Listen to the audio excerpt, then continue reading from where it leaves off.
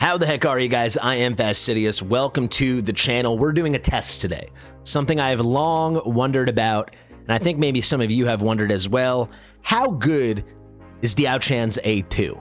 Daochan has very, very low base attack, extremely low base attack, which is very relevant because a huge part of her kit is the fact that she's an inspiration hero, and thus you want to build as much attack as possible upon her so she can lend 25% of that through her inspiration effect to her allies in range.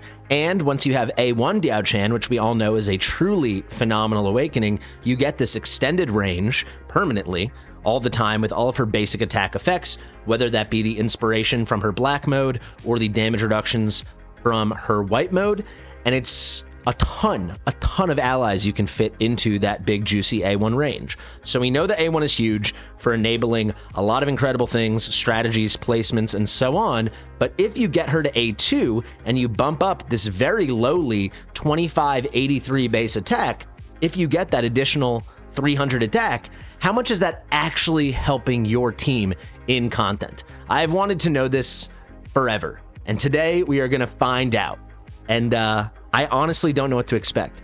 So with such low base attack at 2,583, increasing it by 300 is a lot more powerful than a lot of other heroes' A2s in this game. A lot of other heroes will see their attack rise by 300, but they have very high base attack at 5,000, 6,000, even higher, or they see their attack increase by 5%. But even if you have a base attack of 5,500, let's say, an increase of 5% is still going to come out to less than plus 300, right? So you really need to have 6,000 base attack or higher for that 5% to be equivalent to 300.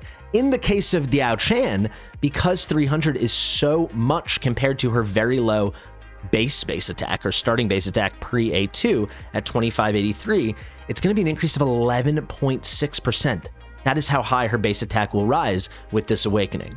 So, a fairly long preamble to this video to say I've been sitting on an awakening for Daochan for a very long time, and today we will do a direct apples-to-apples comparison where we do one run in Nightmare 4 with an identical team to the next run, with the only change being our Daochan is rising from A1 to A2. She's picking up 300 base attack, which if we look at her build right now, it's a very good endgame build. She's already at 15,427 attack with all the gear I have on her. I'll show you that in one moment. When we increase this by 300, when this number goes from 2583 to 2883, from 2,583 base attack to 2,883, I'm expecting this number to be about 16,000, maybe even a little stronger. Should be really cool. I'm excited to see when she's sharing 25% of that, what is that going to look like? Giving all the very good DPS in her range that you're going to see in this fight a pretty major boost. You can see over here we're bringing not a very well-tailored meta lineup, but we have very good gear. We're going to destroy 50k. I anticipate we'll actually break 100k with a full auto here. We're bringing an A3 Sun Wukong, an A0 Kagiri, an A4 Arrogance. We've got Ireless as a healer. We have an A1 Numera, an A4 Silas, and A4 Hex, and then the A1 soon-to-be A2 Daochan. Why did I pick these heroes? Well, if you did not know, I'm a very weird man. I'm what you might call a Watcher of Realms hoarder. Basically, every single one of these DPS have awakenings I'm sitting on. We have my Sun Wukong, who's at A3, and I have all these soul stones. We have my Kagiri, who's at A0, and I have an extra copy and my soul stones. We have Arrogance, who I've been sitting on an A5 for literally a year. I've been sitting on an extra copy. The list goes on and on. Numera, I have 2 copies for. There you go. My Hex, I have an A5 I've been sitting on for quite some time. There's an extra copy. So this is the start, I hope, if I can stay on top of my stuff, with this video of me doing a bunch of videos with very similar team comps where I'm comparing all these different awakening boosts. So we're starting today with bringing our A1 Daochan, comparing her at A1 versus A2. We obviously have our extra copy of Daochan, and then you will see soon after this, we'll go Arrogance A4 to A5, we'll do Hex A4 to A5, Numera A1 to A3, Kagiri A0 to A3, and then finally with Sun Wukong and Silas, I expect I will be getting their awakening soon. Silas, as soon as I get the A5, will do the same test. I've saved all the gear, and Sun Wukong is heavily rumored to be coming on Raid Up again soon, so we'll do an A3 versus A5, since everyone knows how big a jump that can be getting the A5. Today, though, the star of the video, the star of our test is going to be Daochan. So this is not going to be some perfect technique, min-maxed Guild Boss 1 run. This is just going to be a clean, easily repeatable run that's easy for you guys to follow, so we can just run it back immediately with our singular change, bringing our Daochan from A1 to A2. I think it's really important to control as many variables as possible and make sure you're only moving the one thing you want to test, and that is exactly what we are going to do here. So without further ado, let's get into it.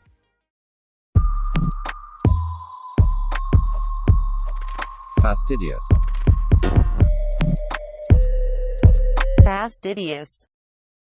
Hey guys, Fasti from the future. I just finished filming the whole video you're watching right now. I really hope you like it. I realized at the end I hadn't shown the gear in detail, so I do that in strong detail at the end, but I wanted to take one moment here towards the beginning of the video to quickly show you all the gear and the artifact. I'll just quickly click through. She is in a Wings of Grace set, so she's going to give one ally in range attack increased by 12%, as well as herself, which is very relevant because you want her attack as high as possible. Then for the right side, we want main stat attack bonus on everything and as much flat attack as we can get. So you'll see that theme here. Then for the left, we want a big attack bonus roll here on this piece. Not the biggest, but I do have this extra nice dark fell with that additional. And then here, very big flat attack with attack bonus. Pretty simple. For the artifact, I have her in her exclusive maxed out with a really nice flat attack roll from the augmentation gem.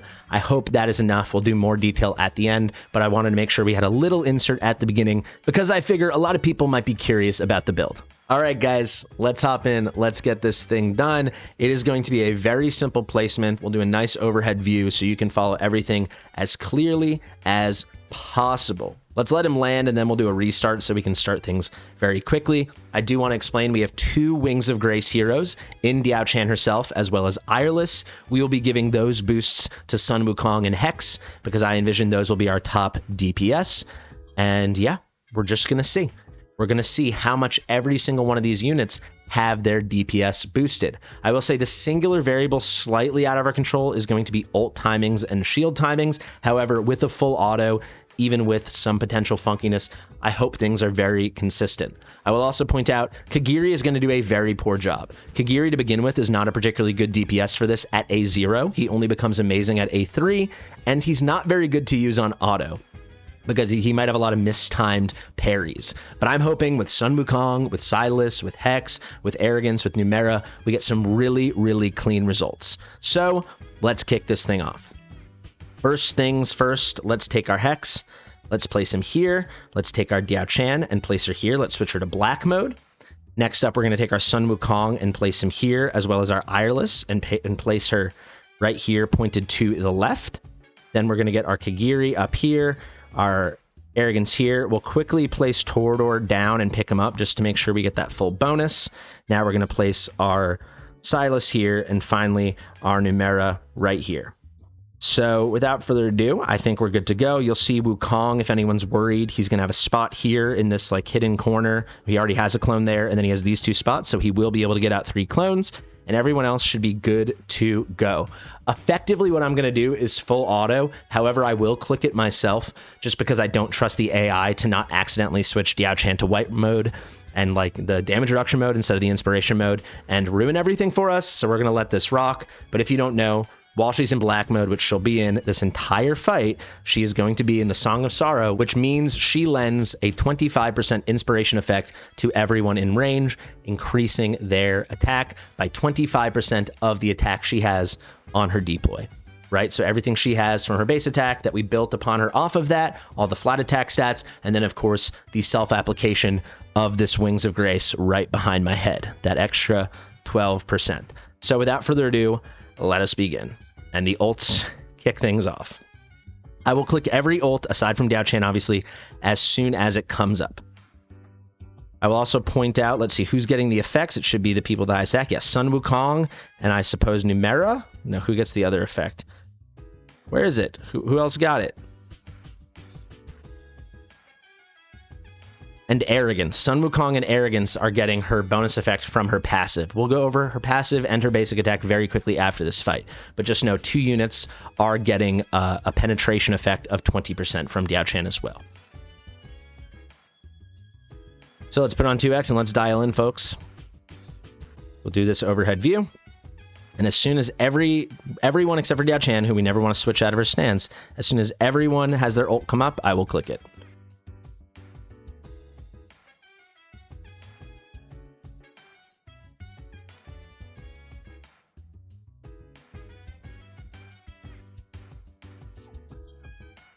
So here we go, guys, about 45 seconds left, and you can see it's a very good number. We just passed 100K, and it's very much the Sun Wukong and the Hex show.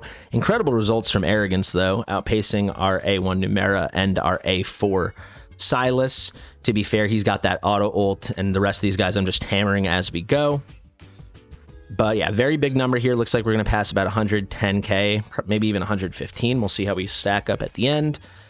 But yeah, this is setting our baseline, and I'd say besides Kagiri, this should be very easy to replicate. Kagiri has annoying timings with the Rajugen, and he's just very bad on this auto setup, even though I'm just hammering the button.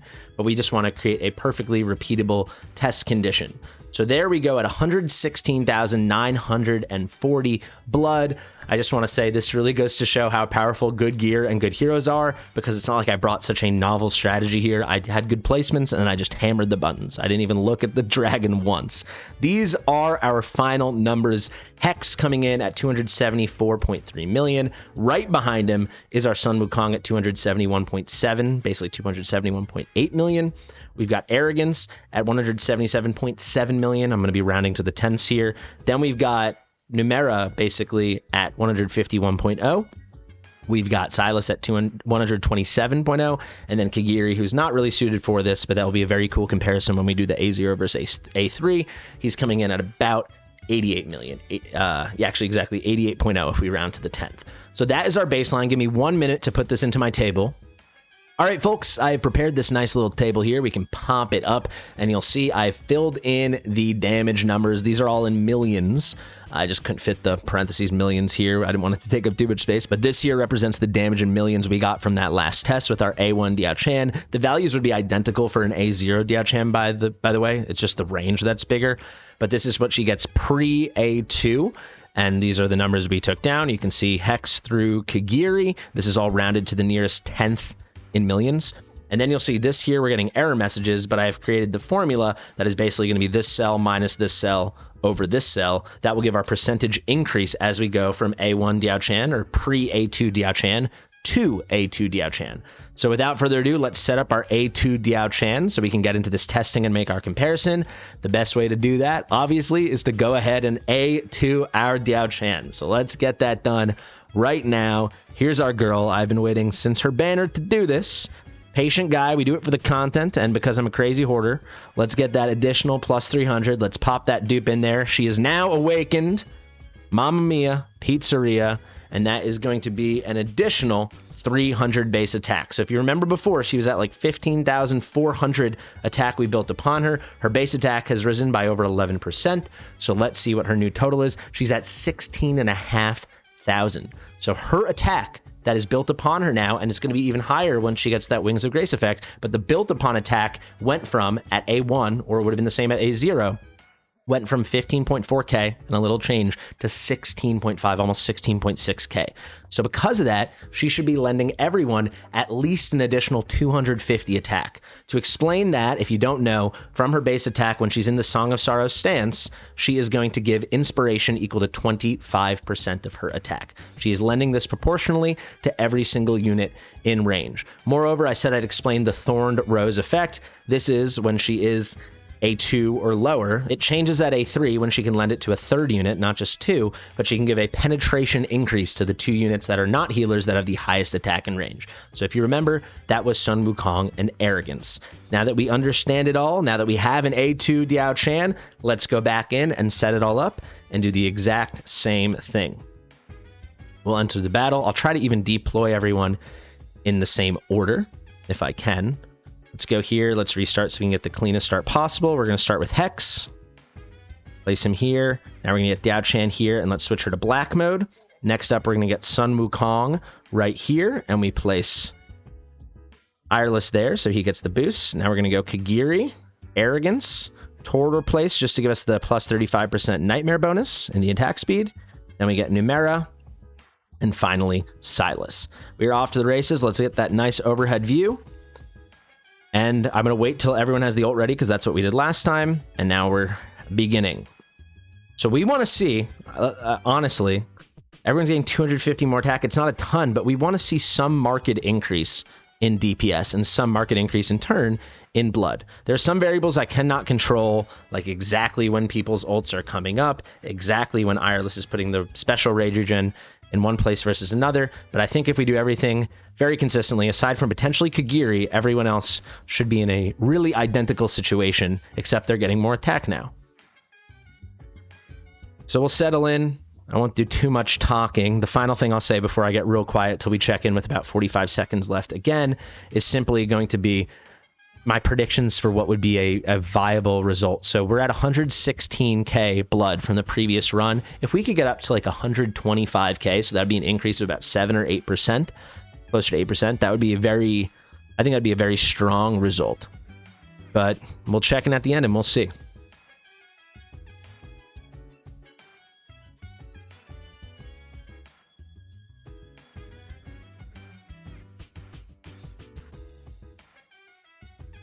All right, guys, here we go. About 45 seconds left as we hit 100k blood.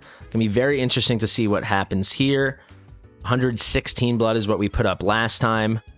It looks like it's gonna be fairly similar, though this does seem to be a bit stronger. Is it strong enough to really justify this awakening? Obviously, I already had the dupe, but like, is it worth the soul stone? I think for sure no. But you can see it is a bit more powerful. Maybe a rounding error more powerful, but a bit more powerful. 117k blood. To me, that's kind of a wash. I think that's easily within the margin of error. To be fair, with something like Guild Boss 1, our attack's already so high, and this guy has such low defense, you might not see as big a difference here as other piece of content where you're trying to clear those defense walls, those defense thresholds, as I like to say. However, to see such lack of improvement, I mean, this is so marginal, you have to say this awakening is bleh. Like, it's a nice thing if you can pick it up. I think in other content, especially PvP content, especially Arena, it can be a lot more of a needle mover. But something like this, which I think is a big progression thing people focus on, and it would be the same result in Abyss. He still has basement level defense and magic resistance in Abyss. I just think this is not that special. I really don't. Let me put this into my chart so you can see the actual percent increases, and in a couple cases I can already tell you percent decreases. All right, guys, we loaded up our table. Let me share it with you, and here you go. I've rounded all the percent changes to the nearest tenth of a percentage, and you can see it is a total random wash, and all the change we effectively saw came down to different ult timing RNG. That's when Rage let different ults come up, because I was just hitting the ults as they came. You can see the biggest positive increase was for Arrogance, and that's because he's on an auto ult, so just some of the lineups must have been better, or when some of the shields got cleared compared to when he started his ult, that must have been better. And then with some units, we had these other changes. The biggest decrease was Sun Wukong, who went down 10.2 million. That's a minus 3.8% change. So about 4% decrease. This is all rounding error, right? Like this is all just margin of error kind of stuff. Yes, if we min-maxed every specific perfect timing, we could have seen probably a more consistent increase, but at best, the increase we're looking at in any of this is 10%, and this must all come down to the auto ult timing. Is it not better? Of course it's better. Of course, her being A2 is better, but I think for the vast majority of content, you won't feel it. There's certain content where it could just make the difference, but I do think that's very rare. So my big conclusion is, if she's on a rate up, if she's available and you already have her A1, I think you should pick her up as I did, because it's only 200 summons and it guarantees you a new awakening for arguably the best, strongest support hero in the entire game, maybe the best hero, period. Like one of my absolute favorites, completely overpowered, usable in all content, great in PvE and PvP. However, if you're going for it specifically because you think this awakening is going to make a change, even though it would be more impactful in something like an APOC 2, in something like Arena, I really, really, really don't think it's worth it. I think it's worth it in general because it's a stepping stone to a far more powerful awakening with this A3 over here. At that A3, an additional unit is now getting 20% penetration. That's from the sorrow mode that she's typically in. And then when you run her in Serenade of Hope mode, everyone in range is getting an additional 5% damage reduction, both physical and magic. So remember, when she's in the white mode, the Serenade of Hope, if we go to the Thorned Rose, she gives this 20% physical damage and 20% magic damage reduction. When she's A3, that goes to 25%. And then, of course, the more useful common thing is going to be the additional unit that gets the 20% ignore defense, 20% ignore magic resistance from this penetration, whatever they need. So do I think the A2 is worth going for in a vacuum? Absolutely not. Do I think it's a worthy stepping stone in general? Yes. Do I think it really is that important, though, in its own right? No. So those are my conclusions. I know this is not the most perfect test of all time, but I think it's a pretty solid test. And I do think it answers the question, kind of regardless of content. The biggest change it's going to make is marginal, and marginal can be valuable in certain piece of content, especially arena, because you're just going to use her everywhere there anyway. However, and especially if that's the deal breaker. If we have two very similar meta comps or just off meta comps, and you've got the A1 Daochan version versus the A2, you might just get the edge from that. Aside from that, until we get more and more really high defense, high magic res content, I think it's a total wash. And I think even once we have that content, I think it will be nice. It's like a luxury. It's a cool to have, but it's not a special. Whereas something like the A3 is a really nice luxury that's kind of special. Is it needed? I'd still say no, but it is special. So there you go. That is A1 or A0 and A1 versus A2 Daochan. It's pre-attack boost Daochan versus post. And I just think, meh. The final thing, I guess I didn't show every piece. This is pretty good gear, right? Each one of these has a dark fell on them for a little extra attack. Big flat attack roll. Here, big flat attack roll, a little additional. Big flat attack roll, a little additional. Here we got a little additional here on the base. Nice attack bonus roll, nothing special. And then here we got excellent flat attack, nice attack bonus. If we look at the artifact, this thing is maxed out at plus 25. A 775 roll on the flat attack. Excellent, excellent stuff. It's a great Daochan build. She functioned perfectly well at A1. It would have been the same boost from the inspiration at A0. The A2 is kind of cool, but totally unnecessary. But it is absolutely a stepping stone to a much cooler A3. Thank you so much for watching. I've been Fastidious. If you like my stuff, please do like it. Make sure you're subscribed to the channel. We're trying to get to 50,000 subscribers. Let me know if you enjoyed this, because hopefully there's a lot more of these coming as I do awakening. If you have any suggestions for refining the tests while keeping it simple, you let me know. Share it with your mother, and I'll see you real soon. Bye.